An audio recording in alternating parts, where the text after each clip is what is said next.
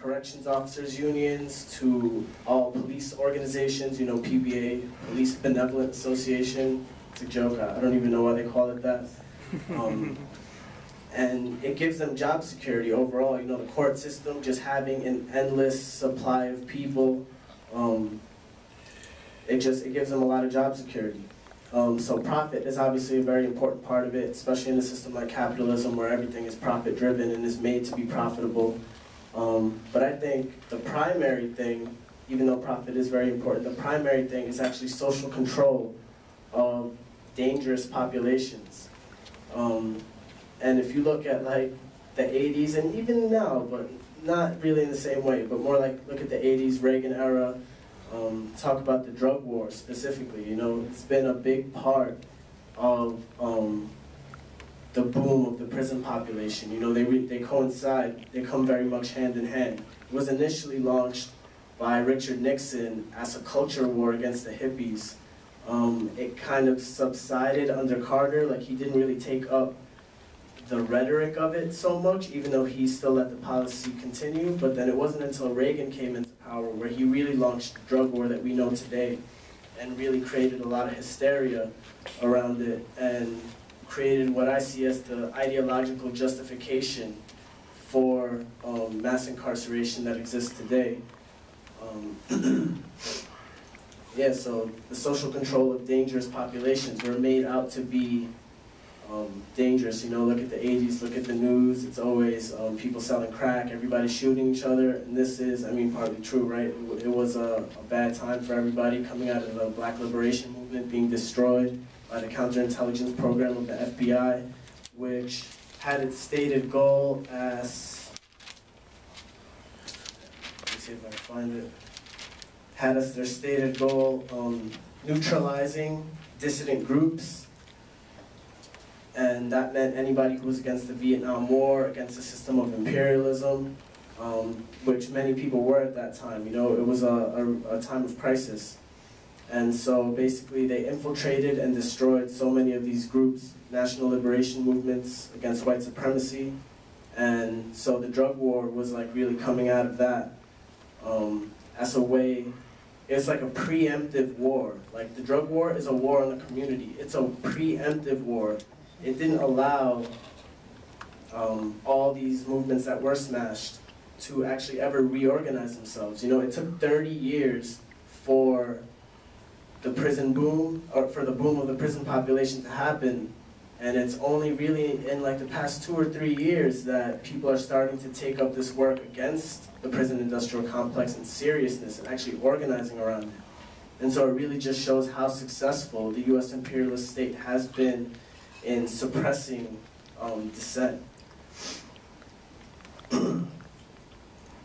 Yeah, so also the drug war also coincided with deindustrialization, where many corporations sent jobs out to the third world. Because, you know, who wants to pay a whole $5, $6, $7 an hour when you could just pay people a few cents, pay some other poor brown people in some other country far away that we never heard of because they don't barely teach us anything in school.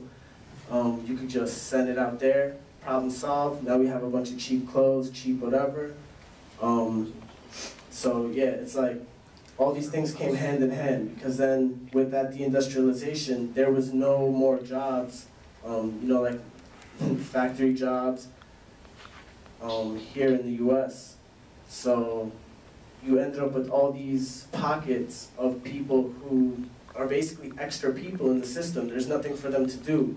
They're a redundant labor force essentially, and you see it with like things like the school to prison pipeline. Like they don't go out of their way to fund our schools and actually make sure that people in black and brown, poor, working class communities actually get good educations, because under a system like capitalism, we're only being educated to the degree that we can actually be exploited and made profitable for the capitalist ruling classes. And so if there is nothing that they see that can be profitable for us to do, there's no reason to educate us. And also, talking about dangerous populations, it's true, we are dangerous, but not in the way that they're saying. We're dangerous, especially if we're educated, because how are you going to have a bunch of working class, poor, black and brown people who just are really smart and there's nothing for them to do, you know, they may figure out what the problem is, imperialism, capitalism, and they may start organizing to do something about it. Yeah. All right, where do I go with this? Right there. Imperialism. Yeah, imperialism. So, you know, another thing that should be touched on, you were kind of touching on it towards the end of what you were saying. So obviously we have a police state that is socially controlling the people here very tightly, but we need to look at capitalism. Imperialism is international capitalism, right? So it's a world system, and just like they need to maintain social peace by any means necessary, which just means keeping us obedient, they need to do the same thing in the third world for those people to continue to be super exploited, because, I mean, those people know that they're worth better than that. Our people know we're worth better than that at the core, and nobody's just going to take that beating lying down. And so that beating has to be given time again. Like Iz was saying earlier,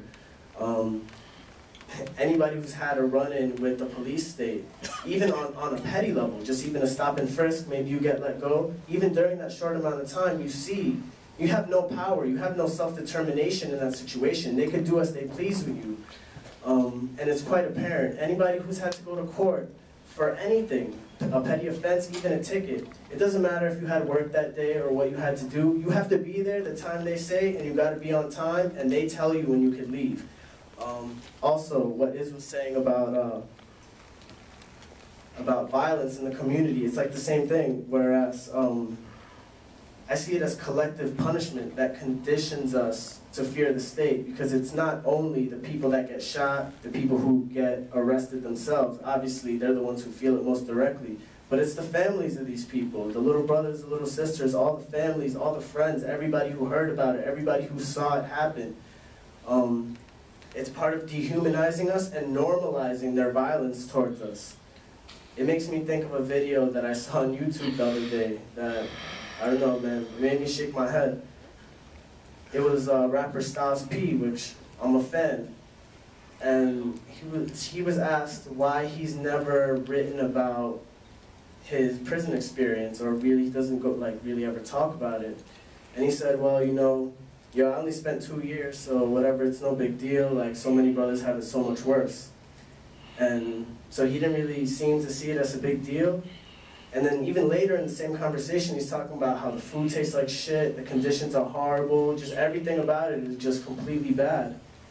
But then it's like in the same conversation he's saying, oh, well, it's whatever, people have it worse. And so he has a point. Many other brothers do have it worse, but it's so normalized that we think, oh, yo, I got it easy. I only had 2 years in jail. I only had this and that, you know what I'm saying? Oh, they only beat me, like at least they didn't shoot me.